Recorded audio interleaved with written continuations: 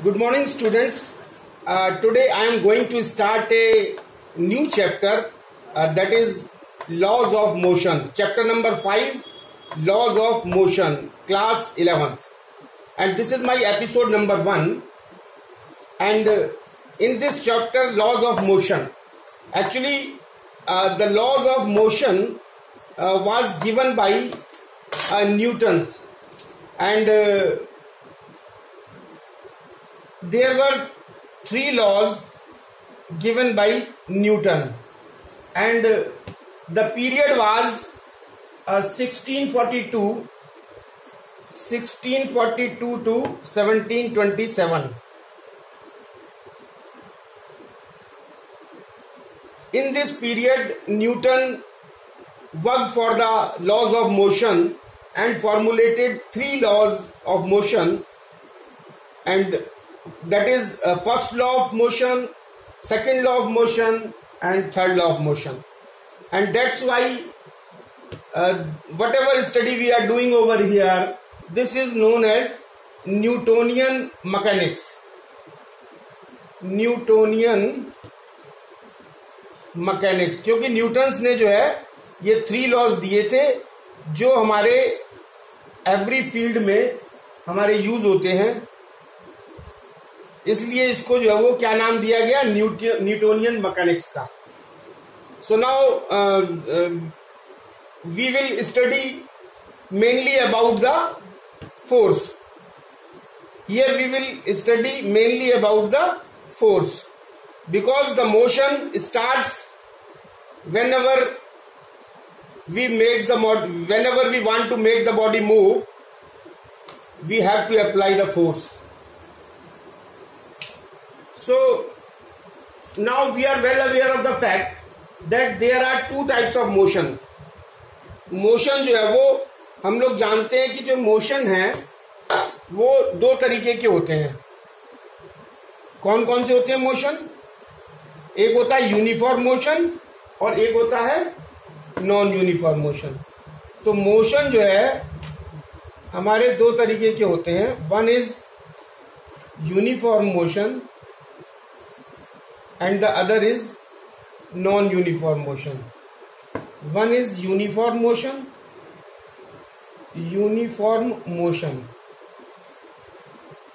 And the other is non-uniform motion. So now we will understand what is uniform motion. So uniform motion requires the concept of velocity only. जब भी हम बात करेंगे uniform motion की, इसका मतलब क्या है, यहाँ वेलोसिटी जो है वो कांस्टेंट है. यहाँ वेलोसिटी जो है वो v is equal to constant, और जब v कांस्टेंट होता है वहां एक्सेलरेशन क्या होगा, एक्सेलरेशन इज इक्वल टू 0. तो इसका मतलब whenever we talk about the uniform motion, it requires the concept of velocity only, because when a body is moving with a uniform velocity or a constant velocity, its acceleration is 0. And in case of non-uniform motion, this requires the concept of velocity as well as acceleration. Velocity as well as acceleration, and velocity and acceleration. इसमें दोनों चीजें आती हैं. इस case में जो है वो वेलोसिटी कांस्टेंट होती है, एक्सेलरेशन 0 होता है, और वेलोसिटी होती है और एक्सेलरेशन होता है. क्यों? क्योंकि हम जानते हैं कि acceleration means, what do you mean by acceleration? So acceleration means, acceleration का क्या मतलब होता है? एक्सेलरेशन मीन्स इंक्रीज और डिक्रीज इन वेलोसिटी. इंक्रीज और डिक्रीज इन वेलोसिटी. तो अगर वेलोसिटी में इंक्रीज हो रहा है या डिक्रीज हो रहा है, so we will say that the body is accelerated और retarded. So now coming to the main point. What is the main point? So next point is force. So what is force? A force, push or pull acting on a body is known as force. Push or pull. push or pull acting on a body is known as force. तो force किसे कहते हैं? कोई भी push या पुल अगर किसी body पे लग रहा है तो वो फोर्स कहलाता है। अब इस फोर्स लगाने के, मान लीजिए कि कोई बॉडी है, उस पर हमने फोर्स लगा दिया, तो उसका इफेक्ट क्या होता है? उसमें क्या होता है? Effect of force. ये फोर्स का इफेक्ट क्या आएगा? तो effect of force, so there are 5 effects the force can produce in a body. Force can produce 5 effects in a body, and the one is, what is one? One is force can move a stationary body. Force can move a stationary body.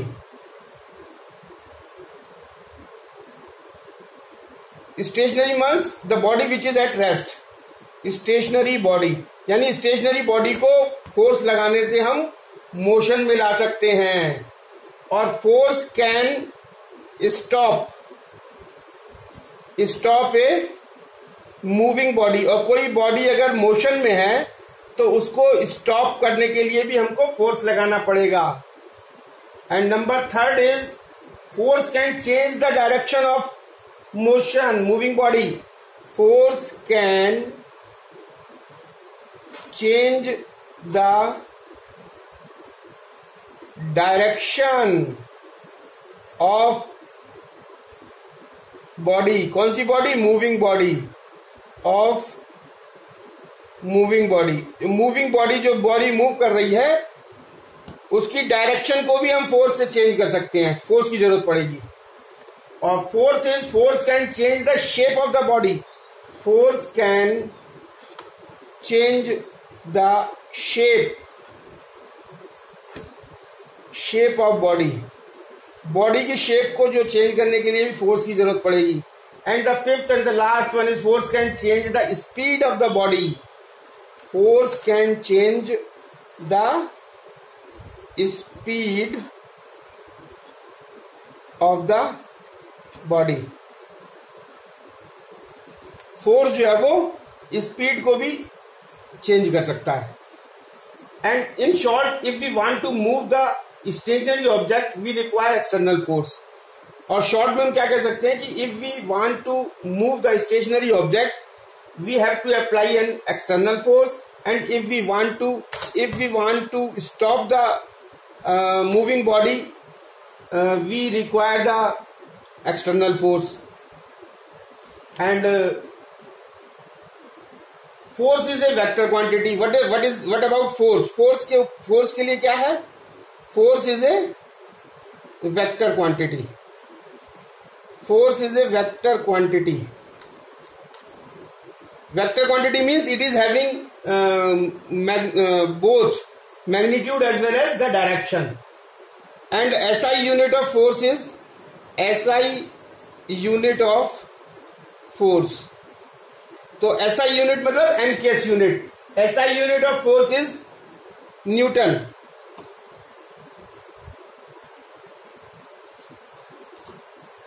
तो SI unit of force is Newton.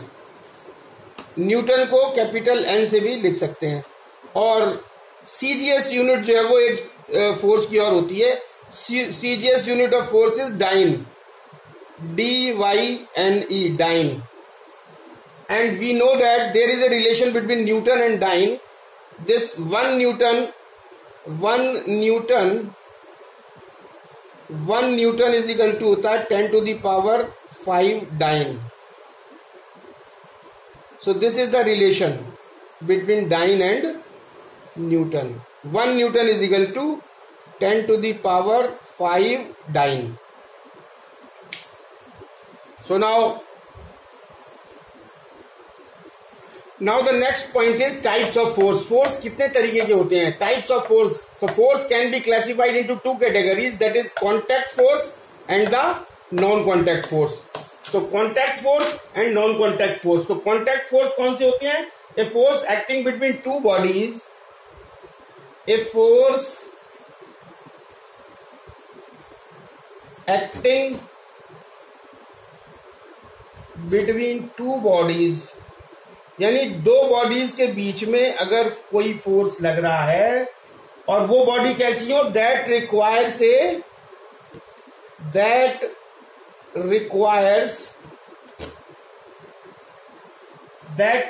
A physical contact, यानी force तब लगना हो, दो body के बीच में force तब लग रहा हो जब उसमें दोनों में कॉन्टैक्ट हो। That requires a physical contact between them is called contact force. और नॉन कॉन्टैक्ट फोर्स किसे कहेंगे? A force acting between the two bodies, a force acting between the two bodies, अगर दो बॉडीज के बीच में जो फोर्स लग रहा है वो दैट डज नॉट, उसको उस फोर्स को जरूरत नहीं है किस चीज की, that does not require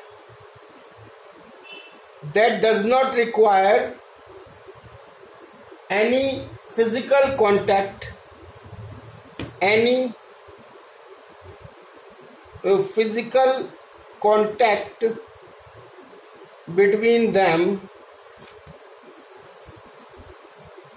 is called, क्या कहेंगे उसको? Non contact forces. अब इसके हम एग्जाम्पल समझेंगे। कॉन्टैक्ट टाइप ऑफ फोर्स के एग्जाम्पल्स क्या है और नॉन कॉन्टैक्ट टाइप्स के एग्जाम्पल्स क्या हैं। तो नॉन कॉन्टैक्ट टाइप और कॉन्टैक्ट टाइप के, so now we are talking about the contact type of forces and non contact type of forces. Contact type forces के एग्जांपल्स क्या है? Muscular force, first is muscular force, second is frictional force, third is tension in the spring, it is denoted by capital T, fourth is normal reaction, it is denoted by capital N, and the fifth is spring force, it is denoted by Fs. And the examples of non-contact type of force, gravitational force, it is well known fact, it is the Newton has given the universal law of gravitation, F is equal to G m1 m2 upon r square. Second is electrostatic force, that is Coulomb's force. Third is magnetic force. So these are the examples. Now we will study one by one.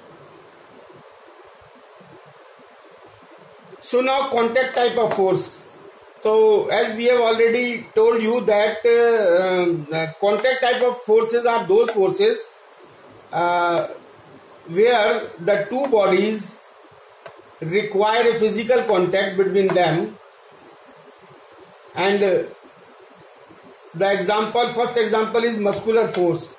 It is a contact type force, क्योंकि ये force तभी लग पाएगा जब दोनों bodies में जो force लग रहा है उसमें फिजिकल कांटेक्ट होगा दो बॉडीज में। कैसे? यह muscular force is the force which is the result of the muscles. So what is the muscular force?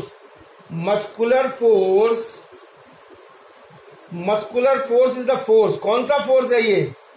Is the muscular force is the force which is that is the result of the muscles, that is the result of the muscles, जिसकी जितनी ज्यादा muscles मजबूत होंगी उसके अंदर force लगाने की क्षमता ज्यादा होगी। Results of the muscles.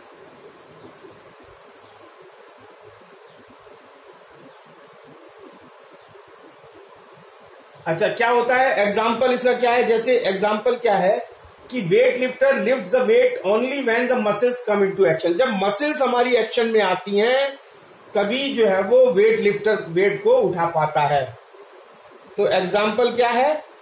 Wait lifter lifts the weight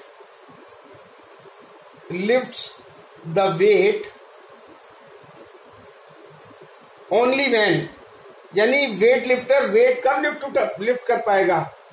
only when the muscles come into action.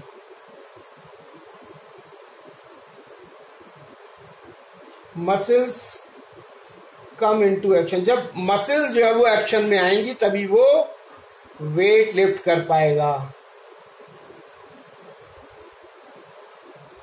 और अगर आपकी मसल्स वीक हैं तो आप जो है वो वेट नहीं उठा पाएंगे। तो सेकंड इज फ्रिक्शनल फोर्स। तो what is frictional force?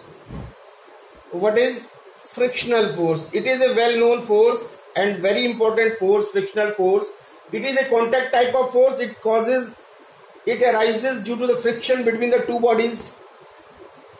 It is a contact type of force. It is a contact type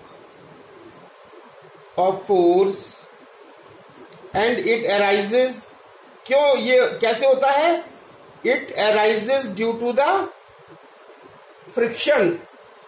जब दो बॉडीज के बीच में जो कांटेक्ट में है फ्रिक्शन होता है तो ये फ्रिक्शनल फोर्स अराइज होता है। It arises due to the friction between the two bodies, between the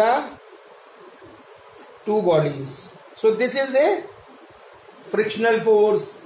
third one is a important force, that is a spring force. Sorry, tension in a spring, tension in a string, tension in a string. Tension means तनाव, खिंचाव। So next is tension in a string. So string means any thread. String का मतलब होता है कोई भी thread हो या कोई रोप हो या कोई चेन हो या पुली, कोई चेन हो, ये स्ट्रिंग कहलाती है। तो टेंशन इन ए स्ट्रिंग मतलब it is denoted by capital T. Suppose this is A wall and through this wall A thread is hanging over here and A mass is kept on the one end of the string. Then what will happen? A force mg will be vertically downward and the tension will be vertically upward. So this T will be vertically upward. So there are four things very important to note, that this tension in a string T, this is a contact type of force, क्योंकि contact होता है तभी produce हो रहा है, and the direction of tension is all and it arises due to the tension given to the string, और ये तभी पैदा होता है जब हम string में thread में tension देते हैं। And the third one is the direction of the tension is always away from the mass. ये जो टेंशन की जो डायरेक्शन होगी ये कैसे डिसाइड होगी? ये always away from the mass से हमेशा अवे होगी, ये ध्यान रखना है। And one important thing is that which will be very helpful in solving the numerical problems related with the pulleys and threads and wherever the tension is related is involve. So now if the string changes, अगर string जो है वो thread जो है वो change हो जाएगा तो टेंशन जो है वो the tension will be changed, और if the string is same then tension will be same. So these are the important points. So tension in a string, it is a contact force. It arises due to tension given to the string. The direction of the tension is always away from the mass, and if the string is same, tension will be same. If the string is changed, the tension will be changed. So next is normal reaction force. Normal reaction force means it is a contact force. It is a contact force and normal means, normal का मतलब क्या होता है? Normal means perpendicular, और perpendicular को हम इस तरीके से शो करते हैं। और ये normal reaction force कैसे होगा? सपोज ये जो है वो ग्राउंड है और इस ग्राउंड पे कोई मान लिया जाए m वेट का जो है वो बॉक्स रखा हुआ है। सो this is a box and this is A ground, और इस ग्राउंड के ऊपर जो है वो बॉक्स रखा हुआ है। तो ये जो m जिसका m वेट है, तो ये फोर्स जो है वो mg जो है वो किधर लगेगा? वर्टिकली डाउनवर्ड, और इसकी जो रिएक्शन लगेगी वो लगेगी n कैपिटल n ऊपर की तरफ, वर्टिकली अपवर्ड, और ये एक दूसरे के ठीक वर्टिकली अपवर्ड होंगे। ये डाउनवर्ड, ये vertically downward, this is vertically upward. और क्योंकि ये कैंसिल इसलिए नहीं होंगे क्योंकि ये दोनों जो है ना, ये ग्राउंड जो है वो बॉक्स के ऊपर अपवर्ड लगा रही है और जो वेट जो है वो ग्राउंड के ऊपर नीचे की तरफ लगा रहा है. So next is the fifth one is the spring force. It is denoted by Fs and it is also a contact type of force. We will study in further chapter or further this will be discussed in detail in later on. And the next one is the non-contact type of forces. And the non-contact type of force means first is gravitational force. तो gravitational force के बारे में क्या है? First point is it is always a force of attraction. Gravitational force हमेशा जो है वो फोर्स ऑफ अट्रैक्शन ही होता है.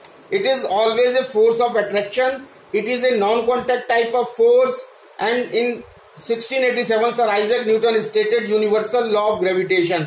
सो it is known as a universal law of gravitation and it states that every body in the universe attracts every other body with a force which is directly proportional to the product of their masses and inversely proportional to the square of the distance between them.